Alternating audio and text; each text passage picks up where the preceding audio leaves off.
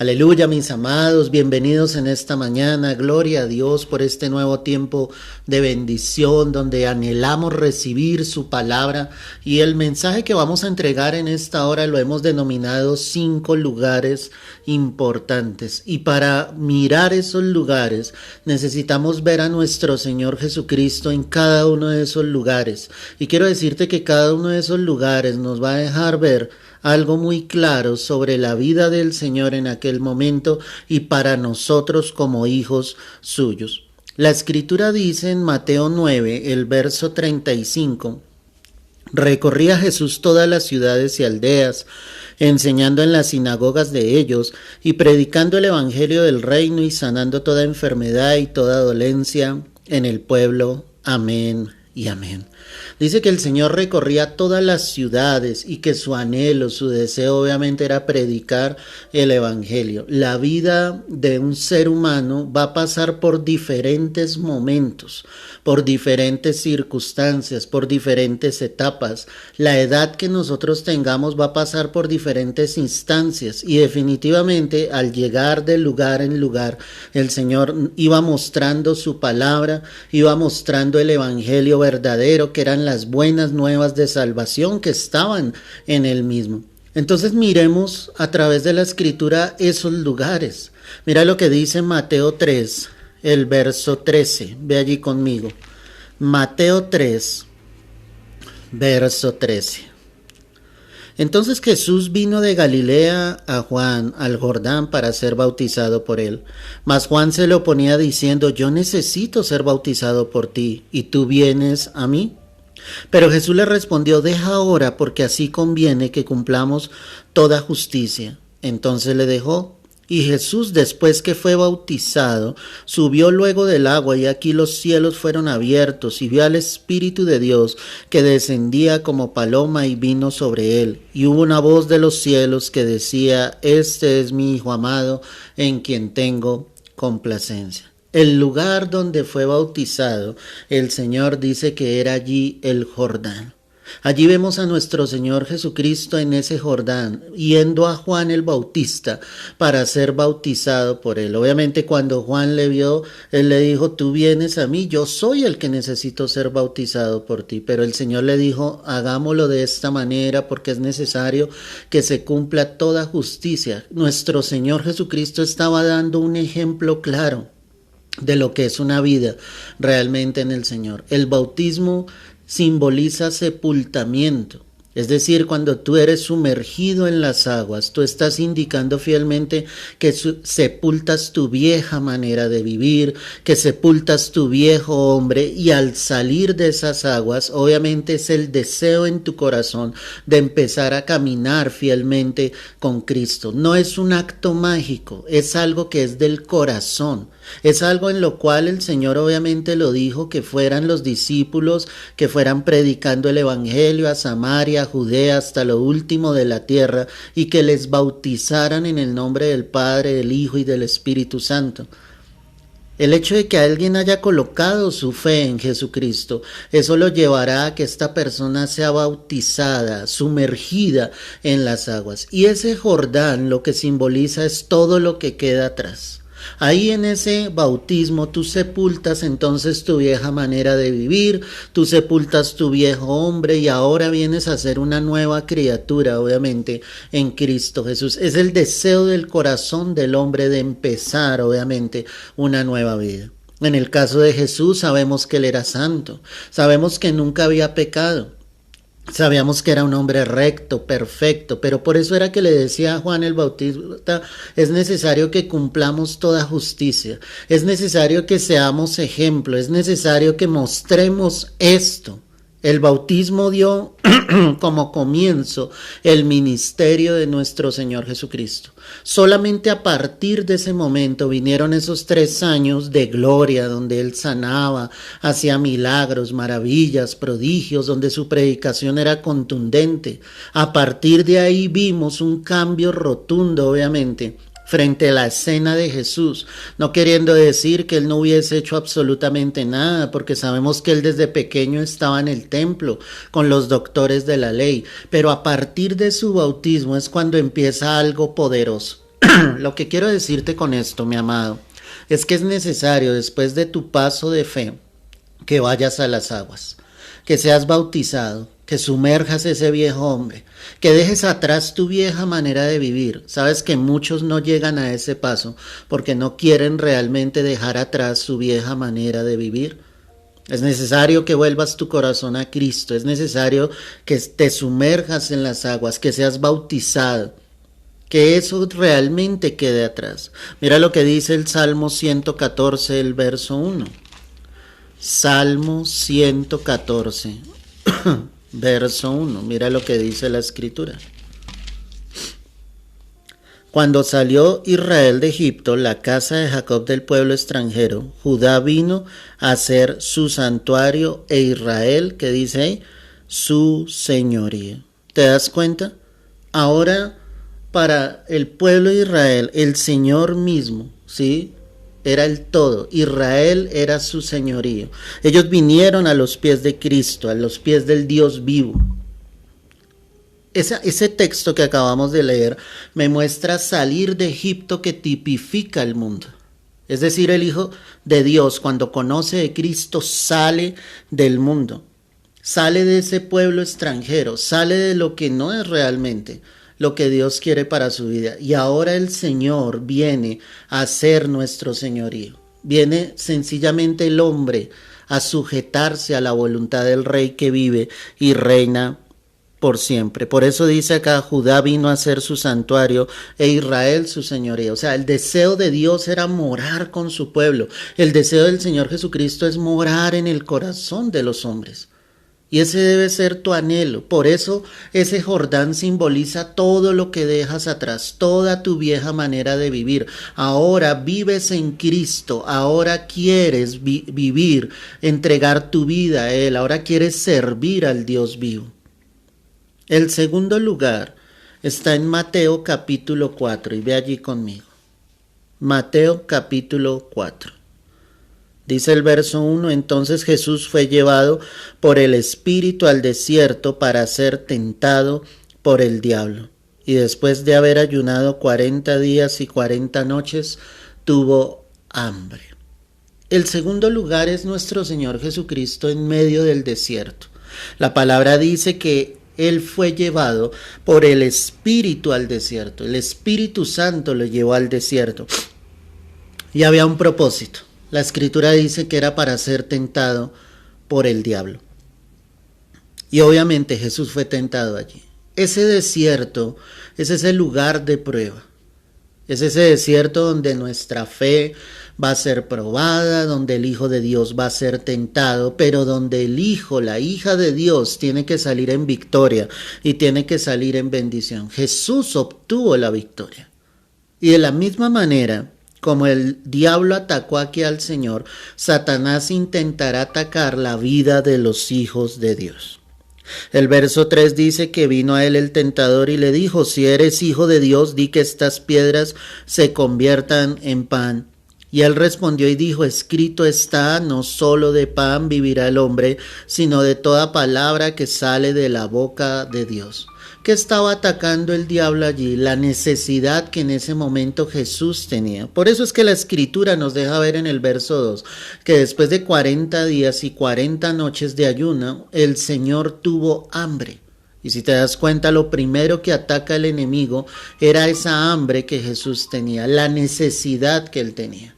De la misma manera, Satanás intentará venir a nuestras vidas para tentarnos en esa necesidad, sea que tú necesites un trabajo, sea que necesites dinero, pero el diablo siempre tratará obviamente de que tú hagas las cosas de la manera incorrecta. Jesús tenía el poder para decir que esas piedras se convirtieran en pan, pero más que su necesidad física, estaba el deseo en el corazón del Señor de cumplir la voluntad de Dios, de vivir la palabra de Dios, de recibir su propia palabra.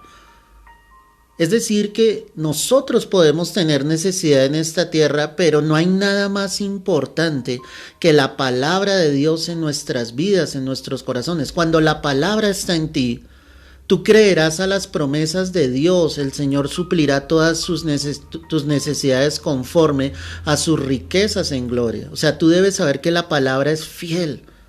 No te dejes tentar, llevar por el enemigo.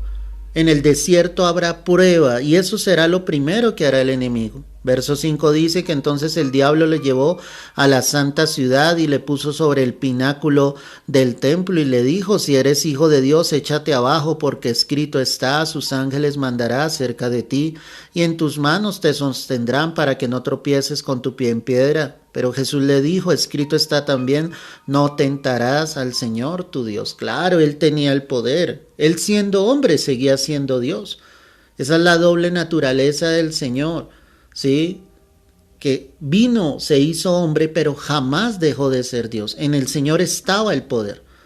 Pero me gusta la respuesta que nuestro Señor Jesucristo entrega: no tentarás al Señor tu Dios. Los hijos de Dios hemos recibido autoridad de parte del Señor, pero no podemos estar haciendo cosas que solamente sea por la manipulación del enemigo, de lo que Satanás intente hacer.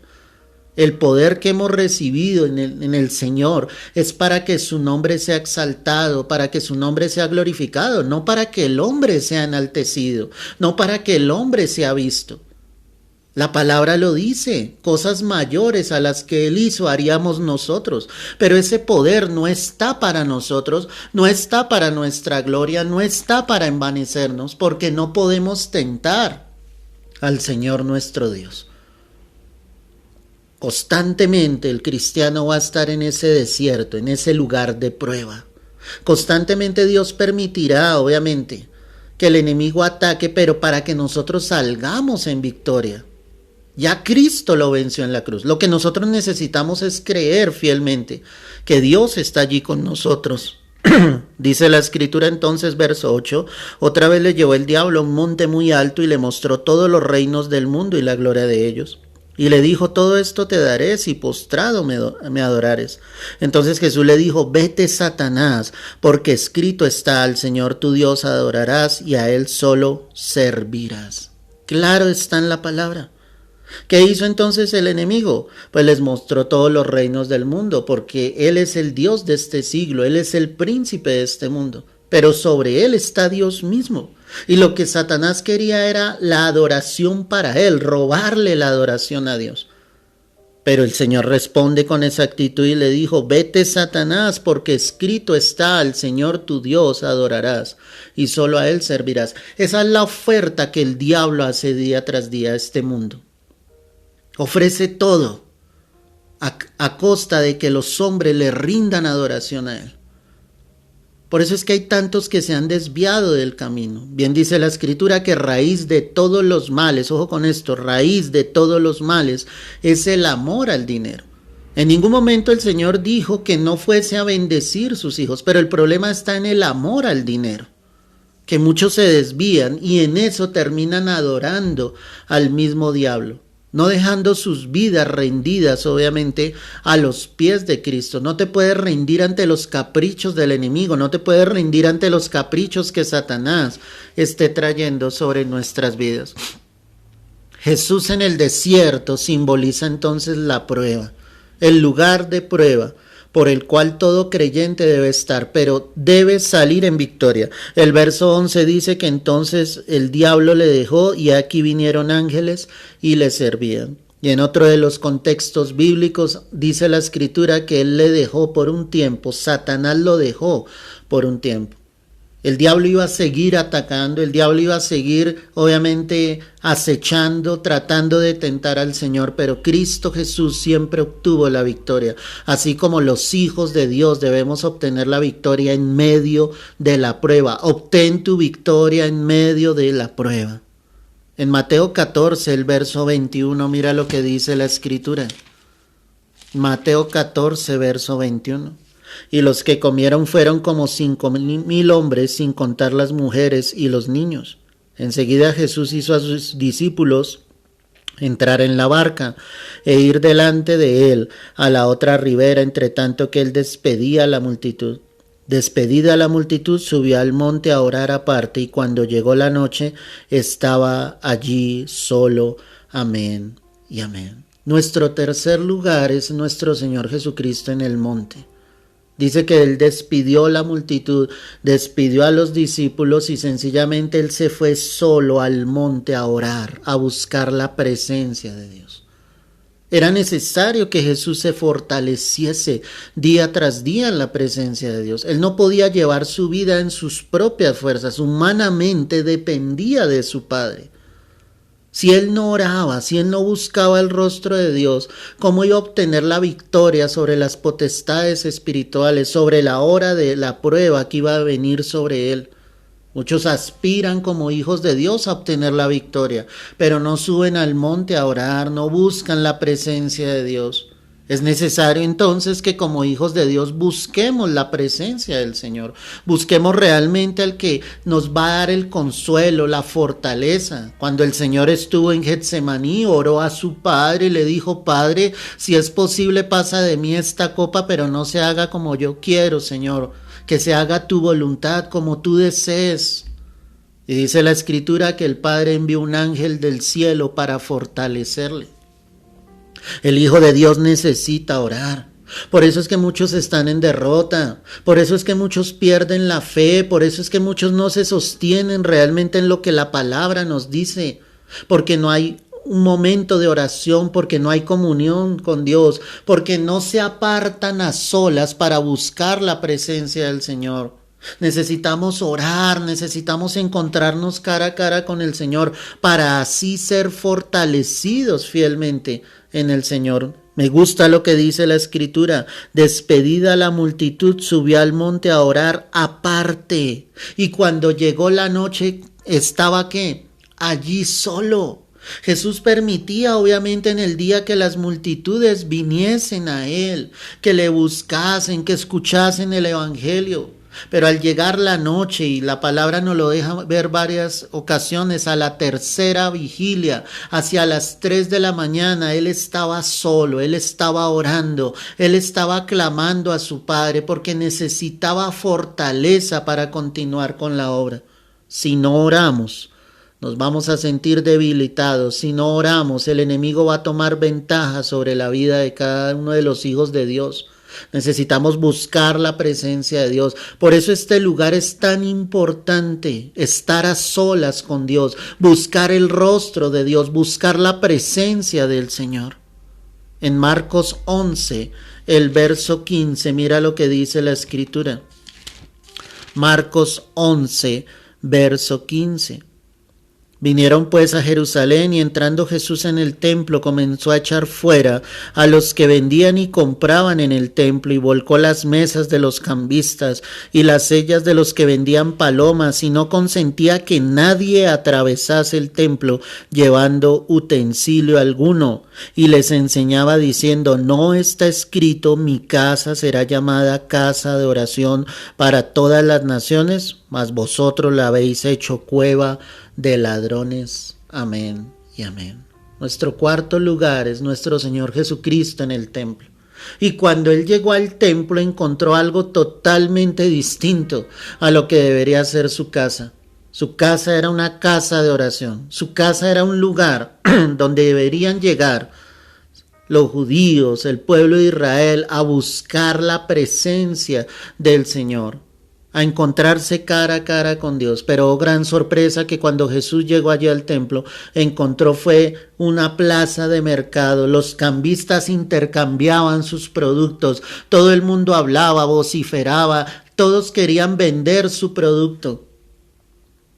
La casa de Dios había dejado de ser realmente lo que debería ser. Qué triste que la casa del Señor haya dejado de ser lo que verdaderamente es. Qué triste que hayan congregaciones donde hay de todo menos una búsqueda genuina del Señor, una intimidad con Dios. Qué triste que muchos estén utilizando la iglesia solamente como beneficio, como lucro propio. Qué triste que estén dejando al Señor fuera y no estén permitiendo realmente que la presencia de Dios esté en los lugares de congregación. Y ni siquiera qué decir del propio templo de Dios, que es nuestras propias vidas. La pregunta es: ¿qué está encontrando el Señor cuando viene a los que dicen que supuestamente son sus hijos, que está encontrando dentro de nosotros hombres y mujeres de oración, hombres que le aman, hombres que realmente están rindiendo su vida, su adoración al Señor, que quieren servirle, que está encontrando el Señor cuando llega a este templo. La Escritura dice que no podemos ignorar que nosotros somos templo de Dios, que el Espíritu de Dios quiere morar en nosotros. Pero Él debe encontrar tanto en esta casa física, espiritual, como en esta casa que está allí, donde nos congregamos, un lugar donde Dios realmente pueda llegar y encontrar que es una casa llena de Él. Hombres y mujeres que llegan a buscarle, a adorarle.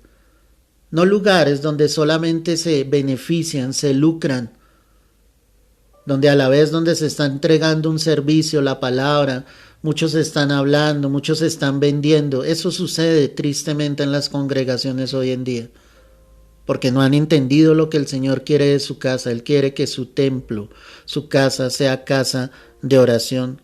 En Mateo 12, el verso 6, mira lo que dice la Escritura sobre lo mismo. Mateo 12, verso 6. Pues os digo que uno mayor que el templo está aquí. Eso lo decía Jesús. Porque obviamente los discípulos se alegraban, se gozaban de que Jesús estuviese con ellos. Y recuerda que allí en Mateo 24 ellos le mostraban los edificios, le mostraban Jerusalén y le mostraban el templo, y el Señor dijo, pues obviamente, derriben el templo y en 3 días lo levantaré. Él no se refería al templo físico, él se refería a sí mismo. Y por eso este texto que acabo de leer dice, pues os digo que uno mayor que el templo está aquí. Jesús es más grande, Jesús es más poderoso. Y si Jesús no está morando dentro de nosotros, pues en vano nosotros estamos creyendo en el Señor. Si Jesús no está en medio de la congregación de la iglesia, ¿de qué sirve grandes templos? ¿De qué sirve edificios lujosos si el Señor no está llenando esos lugares? Y termino con esto. Juan 19, verso 16. Mira lo que dice la Escritura. Juan capítulo 19, verso 16. Dice la preciosa palabra del Señor. Así que entonces lo entregó a ellos para que fuese crucificado. Tomaron pues a Jesús y le llevaron. Y él, cargando su cruz, salió al lugar llamado de la Calavera, y en hebreo Gólgota. Y allí le crucificaron, y con él a otros 2, uno a cada lado y Jesús en medio. El último lugar que queremos analizar en esta mañana es nuestro Señor Jesucristo en el Gólgota. En ese Calvario. Calvario significa calavera. Era un lugar de muerte. Y Jesús era llevado a ese lugar de muerte, donde iba a ser crucificado. Dice que él, cargando su cruz, salió al lugar llamado de la Calavera, que en hebreo es Gólgota. Jesús cargó su propia cruz. El camino que él tuvo que determinarse para llegar a ese lugar no fue un camino fácil por las heridas que llevaba en su cuerpo. Era más de medio kilómetro lo que él tenía que caminar, con todas las heridas en su espalda, en su cabeza, con los moretones, con los golpes que le habían dado. Pero él cargaba su cruz y lo hacía con gozo, como lo dice la palabra, pues con el gozo puesto delante de él, sufrió la cruz. Porque él sabía que tenía que llegar a ese lugar, porque él sabía que tenía que morir por la humanidad, por todos. Yo quiero decirte que en esa tipificación nosotros debemos ir a ese Gólgota. Debemos morir a nosotros mismos. Debemos cargar nuestra cruz. El Señor dijo claramente, si alguno quiere ser mi discípulo, pues niéguese a sí mismo, tome su cruz y sígame. El Hijo de Dios tiene que llegar a ese lugar. Tiene que morir. Tiene que morir al yo, tiene que morir al orgullo, a la soberbia, tiene que morir a ese egocentrismo. Tiene que entregar plenamente su vida a Cristo y permitir que el Señor se haga realidad en nosotros. Mirar al que murió en la cruz. Darnos cuenta quién fue el que entregó su vida por todos nosotros. La obra no fue fácil. Jesús tuvo que padecer en su carne realmente el castigo que era para todos nosotros. Pero Él lo hizo realmente por amor. Él lo hizo realmente, mis amados, porque nos ama. Y tú debes entender ese sacrificio. Y no puedes olvidarte del sacrificio tan grande que Jesús hizo. Esos 5 lugares que hemos visto hoy, perdóname, son determinantes en la vida de un creyente. El Jordán, entendiendo que ya dejas tu vida pasada atrás, entendiendo que sepultas tu vieja manera de vivir. Jesús en el desierto, que habrá prueba en la vida del creyente, que Satanás siempre estará intentando tentarte y apartarte del camino, pero que tú debes salir en victoria, como Cristo Jesús salió en victoria. En el monte, cuando subimos día tras día a la presencia de Dios, cuando estamos a solas con el Señor, cuando realmente le buscamos y le anhelamos, cuando Jesús llegó al templo mostrándonos que esa casa debe ser una casa de oración, que tu vida debe ser una vida entregada a Cristo, que el lugar donde tú te congregues debe ser un lugar santo donde solo glorifiquen y exalten el nombre del Señor. Y finalmente a Jesús en el Gólgota, que es muerte, que el hombre debe morir a sí mismo cada día. Como lo dijo el apóstol Pablo, ya no vivo yo, mas Cristo vive en mí, y lo que vivo en la carne lo viviré en la fe del Hijo de Dios, para gloria de Dios Padre. Oremos en esta hora. Señor, quiero darte gracias por tu palabra, Dios. Quiero darte gracias por cada vida que ha escuchado este mensaje en esta hora.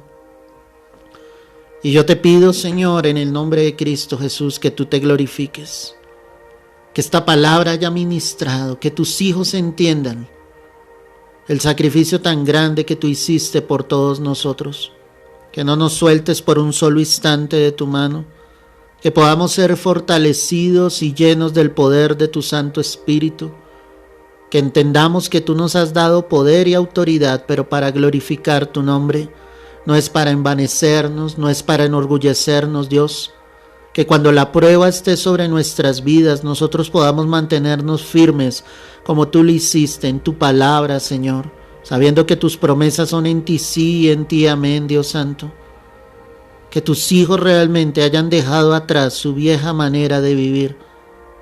Que sepultemos lo que no es tuyo, que dejemos atrás lo que no proviene de ti, Dios, y que empecemos a caminar esa nueva vida en Cristo.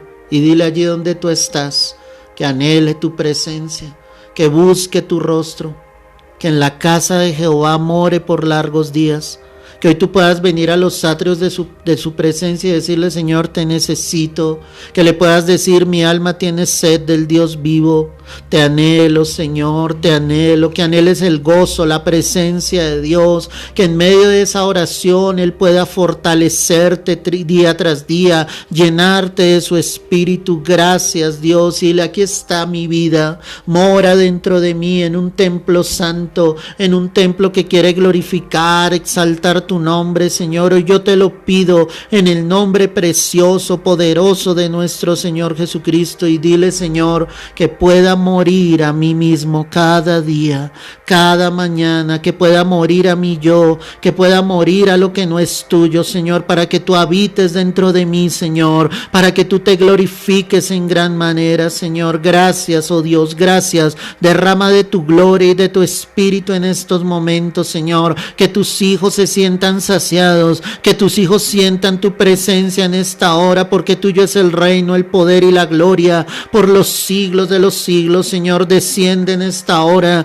y llena las vidas y llena los corazones de tu santa presencia, que tú te glorifiques en gran manera. Recibe el honor, recibe la gloria, Señor. Gracias, que la paz tuya, que sobrepasa todo entendimiento, sea guardando los corazones, sea guardando los pensamientos en Cristo Jesús, Señor nuestro. Gracias, Dios mío. Gracias, Señor, por darnos la bendición de ser tus hijos, Dios. Te amamos, te exaltamos y te damos toda la gloria a ti, al único y verdadero Rey. Es en Cristo Jesús. Amén y amén.